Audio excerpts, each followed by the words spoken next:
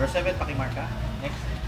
Verse 8. Verse 8. Okay. Verse 8 Sige. and 9. Yung second. Pakilan na yan, pakilan na. Second. Second trumpet. Okay. Third trumpet. Third trumpet, verse 10 to 11.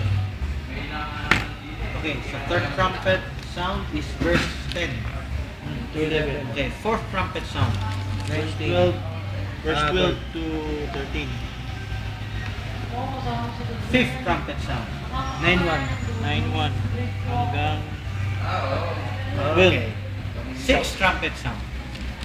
13. 13 hanggang 6:13. Sixth trumpet sound. 13 hanggang 21. Okay. Okay. Can you find where the seventh trumpet is? Malayo. 11:15.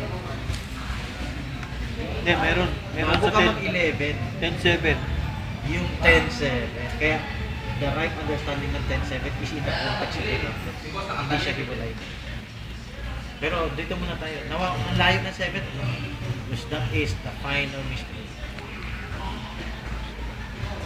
So, ano yung final interval. mystery? Ibig sabihin ba, Francis, yung chapter 8, Ito ang 7 plastic trumpet. na may church ages. Yung chart ni Caleb. So, interval muna. May Eh, interval. bakit dito, yung 7th trumpet, nandun na dito sa 11:15? Bakit gano'n? Bakit alam? Ang 7th trumpet is Oo. 11:15. Hmm. So, basahin natin ng 10:7, basahin natin ng 11:15. Okay, sige. So, 10:7 muna, brother Ed. Concern mo. Please. But in the days when the seventh angel is about to sound his trumpet, the mystery of God will be accomplished, just as he announces servants to his servants. Nag-sound na, hindi pa.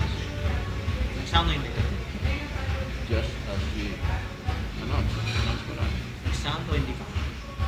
About, About, so nag-sound na, hindi pa? diba? Hindi pa. Okay, 11:15. 11:15? Pakibasa ulit. And the seventh angel sounded, and there were great voices in heaven, saying, the kingdoms Of this world, of this world are become the kingdom of our Lord and of his Christ, and he shall reign forever and ever. diyan mo malalaman. Hindi pa nag-sound. Ang wording dito, about to sound. Ang wording dito, sounded. Hindi si Barbaram itong about to sound. Kasi namatay na si Barbaram eh. About to sound pa rin eh. But if it sound, the kingdom should change hands. The kingdom should not be yung government ngayon. Kingdom of Jesus Christ as earth. Tapos na yung tribulation. Here is the 7 church ages. Tignan nyo to. Likely lang ang drawing. 1, 2, 3, 4, 5, 6, 7. This is the 7 churches in Asia. Ephesus, Smyrna, Pergamos. Are you familiar with that? Ephesus, Smyrna. Ito yan, di ba? Bakit ito ang dulo? Nahati ang timeline from the coming of Christ noon sa second coming into 7 dispensations. We are in the last dispensation. At dito sa last dispensation, dito darating yung sound. Dito yung end. And before the end comes, may voice. Pasa ulit yung 10:7. Is the voice already existing before sounding? 10:7. Or William, pakibasa. 10:7. But in the days of the voice of the seventh angel, when he shall begin to sound, Stop. May voice na wala? May voice na? Meron. Yun ang message. Parang yun Pero muna hindi pa nag-judgment day. Nauna muna yung May voice. warning muna Bago yung sound. bago yung sound. Ngayon, pinapakita natin kanina iba yung 7 sa 6, 1 to 6. Pakita ko sa inyo bakit. Yung 7, 6 trumpets, may voice. Nag-sound muna ng trumpet, then may voice. Pakibasa chapter 8 last verse. ano? Sige, sige. Pakibasa. Chapter 8. Then the voice that I heard from heaven spoke to me once more. Go take the scroll that the eyes opened in the hand of the angel who was standing on the sea. Teka, chapter 8 last verse. Chapter 8. 8. Okay, pakibasa last verse ng chapter 8 verse 30. Bago mag-9 ba? Bago mag-9. As I watched, I heard an eagle that was flying in wind. the earth call out in loud voice, Woe, woe, woe, to the inhabitants of the earth, because of the trumpets blast about to be sounded by the other three angels. Trumpet blast, no? May voices. May voices.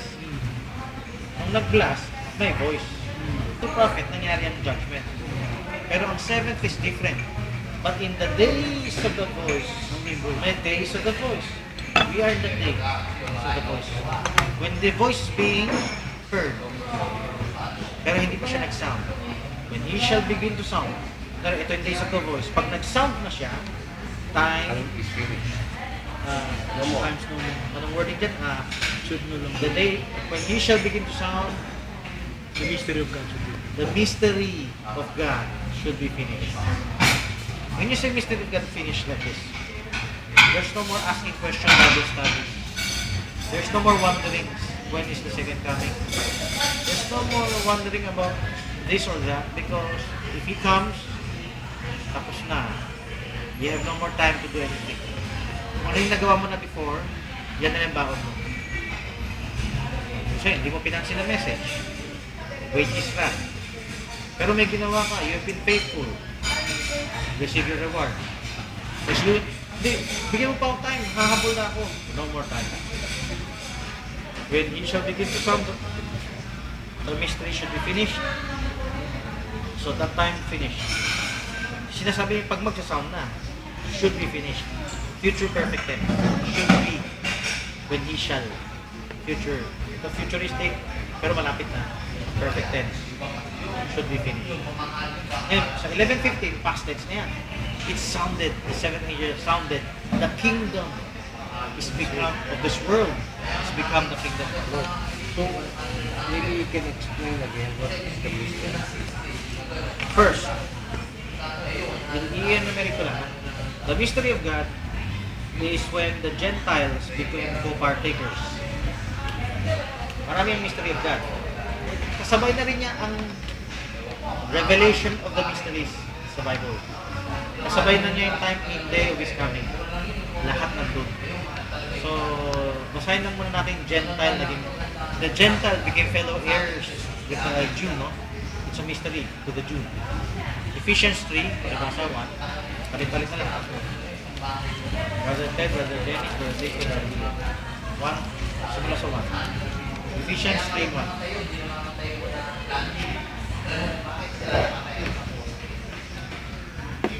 Okay, for this reason, for the testimony of Christ, this is for the sake of the Gentiles. And If ye heard, have you heard of the dispensation of the grace of God, which is given me to you what?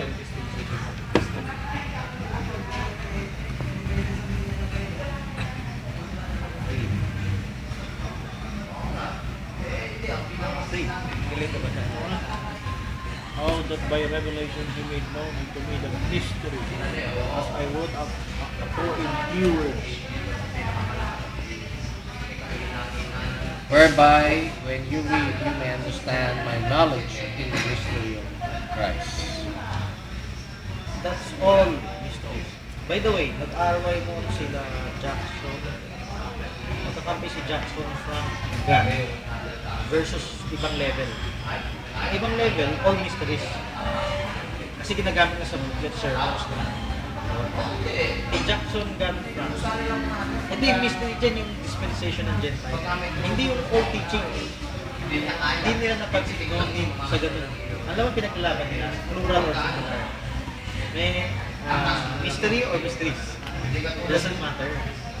Basahin niyo kung puta yung 10:7. When he shall begin to sound, the mystery of God shall be finished. Sa loob ng mystery of God, nandun na yung mysteries. Kasi wala nang Bible study, no? Tapos na yung time. Okay lang church ages. Okay lang dispensation of Gentiles. The time of the Gentiles, matatapos na. We are Gentile, di ba? The time that we have this, matatapos na. Pag natapos na, you don't have it na. You're back to heaven. Pero ano talaga yung ano doon, yung finish doon? Dispensation? Dispensation. Lahat. All. Kasi pag naanok mo na yung dispensation, natapos na. Best Wala lang, meron pa bang lalabas sa mystery? Wala kang Bible study nga eh. Hindi ka napupunta sa library, hindi ka Dapat gusto ko eh. maintindihan at naintindihan mo na. Parang yung completion din ng Revelation. Pero kasama rin ang completion ng yung completion ng Revelation. Yes. Ayun lang yung mystery of the Godhead. Kasama. All mysteries. Alam ko, yan So, ang yung pinagtatanong plural. nila, bottom Ay, yung walang mystery kwenta na eh. Jesus Christ is not God. Oo, pati yun. So, lahat yun. Yung plural, yun yung Revelation. Yung Kasi dispensation. nandyan na, pwede mo na tanongin. Ay, nagkamali na pala. Tama na sa'yo ba? So yung plural at saka yung singular. Pareho lang. Kasama. Pinagtatalunan nila Jackson, John Frank noon sa ibang versus ibang intend, walang kwenta. Pareho lang eh. Na-misinterpret lang nila yung 10.7 eh. Kasi sa 10.7, should be eh. Oh, hindi pa talaga. Tapos nga should Pero be sa pa lang eh. 10.7, dispensation niya. Diba? Oo nga, should be. Papunta pala. Pero ang tingin ko, ang Raja ang sinasabi nila, Hindi lang si Jackson, yung pati si Frank, pati si John. Pinipilit nila, uy, si Livil, dinagdag, nilago niya yung sa book ni Branham, sinalvit niya yung mystery to mysteries. Nabasa ko yun eh. So, alam ko bakit nila ginaganon. Gusto na ipakita, dispensation lang ang gamit niyan, hindi yung mysteries na teaching. Kasi, noon kasi, ang interpretation na sa 10.7, nag-sound na. Hindi nila nabasa na mabuti. hindi din nakabasa ng mabuti. Lahat ng intern mo. Kasama na tayo. So, inauna pa nga si Frank na maka-understand sa 10.7 bago tayo na. Ako 1998 ko naintindihan niya. Pero 1994 pala si Frank nagtuturo na niya. Hindi ko lang alam na wala naman ako naniniwala sa kanya masyado. So, any questions? May tanong ako, anong Godhead nito?